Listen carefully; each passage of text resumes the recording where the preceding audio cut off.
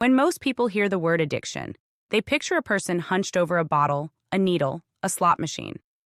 They think of vice, weakness, or at best illness.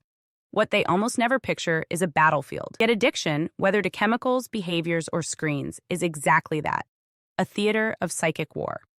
It is the perfect Trojan horse, something you welcome, even crave, that once inside quietly rewires your identity and surrenders your will to its own logic. First is dopamine, a neurotransmitter often called the pleasure chemical, but more accurately described as the molecule of motivation and salience. Dopamine spikes when you encounter something new, rewarding, or potentially useful.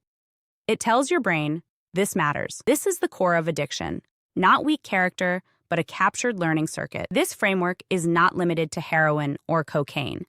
It applies to tech scrolling as much as to substances. Social media platforms are engineered to create the same dopamine spikes as slot machines. Unpredictable rewards, variable ratios, bright cues. Each swipe is a micro pull of the slot handle. Each notification a tiny hit, because the ultimate battlefield is not the chemical, but the will.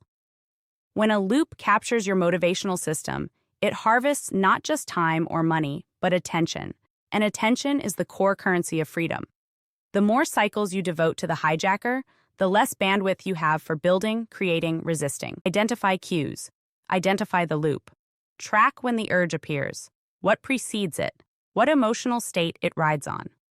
Seeing the loop breaks the spell's invisibility. Both weaken the hijack. Next, reduce or remove the hijacker's easiest wins. If your loop is triggered by visual cues, bars for drinkers, phones on the nightstand for scrollers, change the environment. Out of sight reduces dopamine anticipation, which reduces craving. Simultaneously, you must replace rather than merely remove. The brain hates a vacuum. If you cut a loop without substituting a healthier one, the old pattern will return under stress. Over time, the new loop outcompetes the old. Neuroplasticity is the same mechanism the hijacker used. Turn back against it. Freedom begins with seeing the pattern, naming it, and training the mind until what once hijacked you becomes harmless noise.